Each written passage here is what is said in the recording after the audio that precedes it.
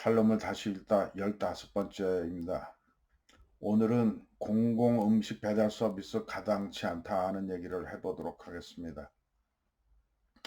다 아시는 바와 마찬가지로 요사이 중소상인들이 상당히 어렵습니다. 명동거리에 나가봐도 두 집 건너 또는 세 집 중에 두 집은 문을 닫은 그런 상황입니다.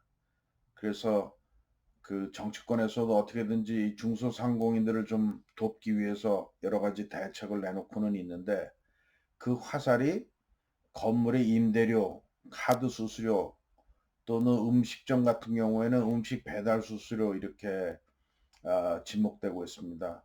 근데 우리가 한번 살펴봐야 될 게 있죠. 이게 그렇게 정말 수수료의 문제인지 아니면 경기 또는 코로나의 여파로 또는 또 이렇게 어렵더라도 잘 되는 하다못해 그 선지 해장국 같은 집들도 잘 되는 집들은 또 굉장히 잘 된단 말이죠. 그러니까 본연의 경쟁력 또는 이런 여러 가지 상황 변화에 따라서 영업을 하시는 분들이 충분히 그 비용의 전환을 했는가 아니면 배달 중심이 돼서 배달 수수료가 힘들 정도면 배달 중심으로 공간이라든가 여러 가지 인력이라든가 이런 걸 또 좀 변환했는가 이런 것도 한번 살펴봐야 되죠.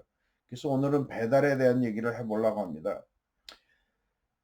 왜냐면 이게 정치인들은 상당히 여러 가지를 의식할 텐데 그 경기도를 비롯해서 몇 개의 지자체들이 그 배달 수수료를 어, 제로로 해서 서비스를 하겠다 이렇게 발표를 하고 좀 준비하고 있기도 하고 또 하고 있는 데도 있습니다. 저는 이게 가당치 않다 이런 생각을 갖습니다.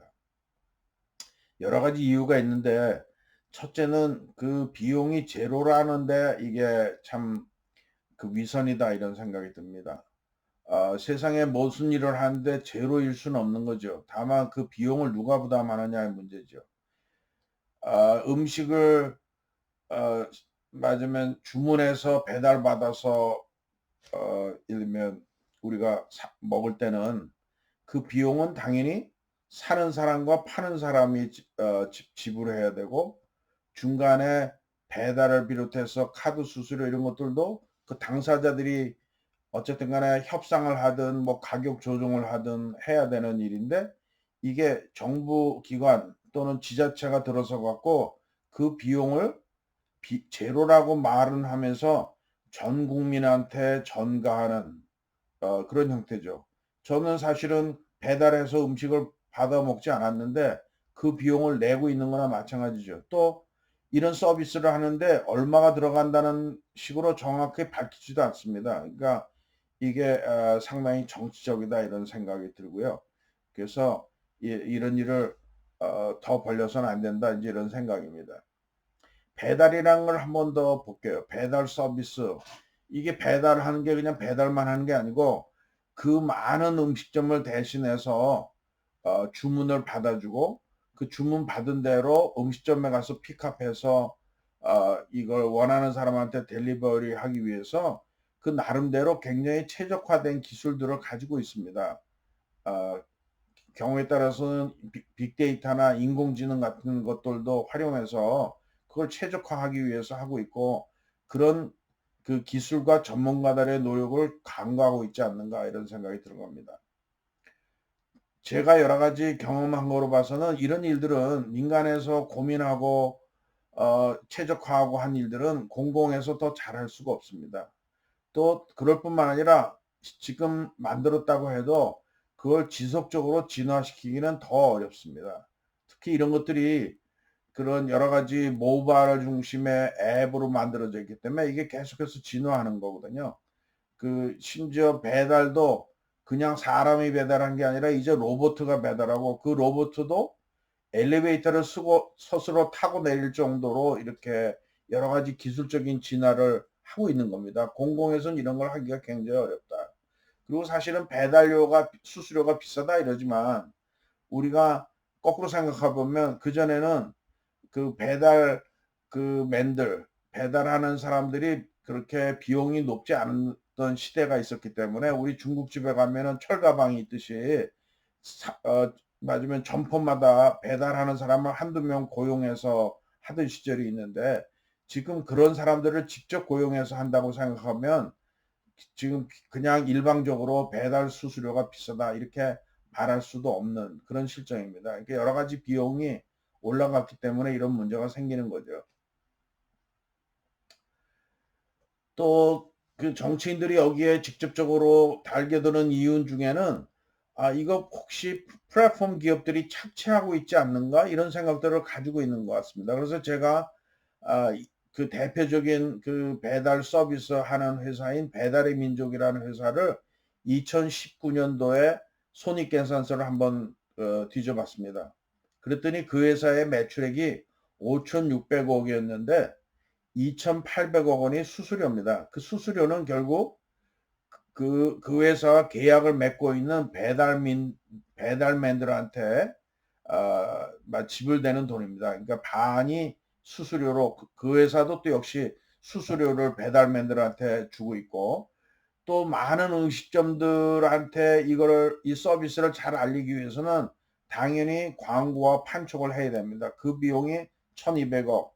나머지는 인건비를 비롯해서 여러 가지 관리비 하니까 최종적으로는 약간의 적자를 보고 있는 상태였습니다. 그러니까 사실은 이런 회사들이 여러 가지를 개발하고 뭐 이렇게 해서 해도 이렇게 착취하는 그런 형태가 아니다 하는 거고요. 그래서 이게 공공이 만약에 이 사업을 뛰어들어와서 한다 그러면 그런 수년 동안 이 사업을 고민하고 했던 사람들보다 더 잘할 수도 없다는 거죠.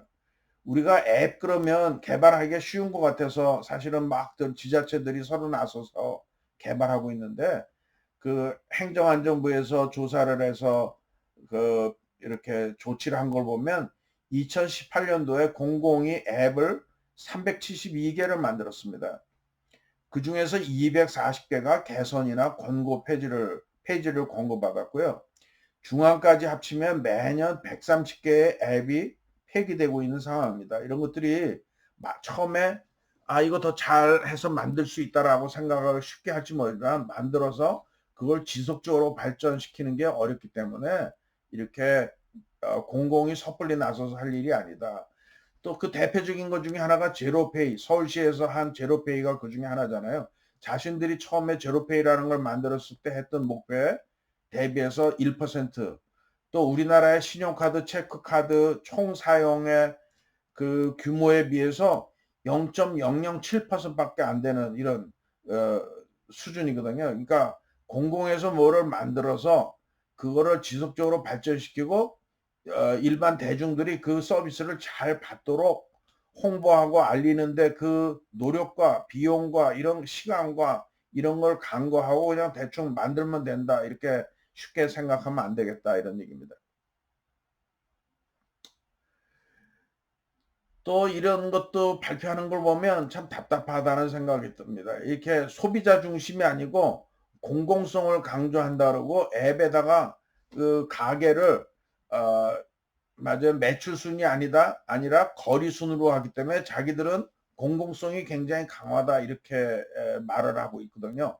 근데 이런 거 잘 들여다보면 사실은 그 매출 순이 아니고 소비자들이 많이 선택하는 인기 순이에요. 그러니까 당연히 민간에서는 인기가 많은 상점들을 먼저 노출하도록 한 거죠. 소비자들은 그걸 원하거든요. 소비자들은 남들도 많이 좋은 평가를 하고 있는 것들이 앞에 노출되기를 원하지 가까운 음식점을 찾는 게 아니에요. 배달을 해주는 거기 때문에 그러니까 이런 것들이 시각의 차이, 공공의 시각과 민간의 차이의 시각인데 그 시각은 누가 소비자의 가까운 시각을 가질 수 있고 소비자 중심으로 생각할 수 있냐 이렇게 보면 당연히 민간이 소비자 중심으로 파악하는 데는 앞서 있다 이렇게 봅니다. 그래서 민간의 여러 가지 영역 간의 갈등을 틈타서 민간이 사업을 키우고 있는 영역을 공공이 나서는 거는 안 되겠다. 그거는 다분히 정치적이거나 사회주의적이다. 그리고 더 잘하지도 못한다. 이렇게 아주 단언코 얘기할 수 있고요. 이게 직접 나설 게 아니라 잘하는 사람들을 더 성공하게 만들고 그 잘한 성공 뒤에서 세금으로 환원하고 그 환원한 걸로 어려운 사람들을 돕는 그런 형태의 선순환 구조를 만들어야 되고, 절대로 민간이 하고 있고 민간이 사업 아이디어를 내고 그걸 발전시켜 가고 있는 일을 만만히 하게 봐서 민간 간의 그 영역의 갈등, 그 어려움을 빙자로 해서 그걸 공공이 직접 사업에 뛰어드는 일을 하면 안 되겠다. 이런 얘기를 오늘 하면서 마치도록 하겠습니다. 여기까지입니다.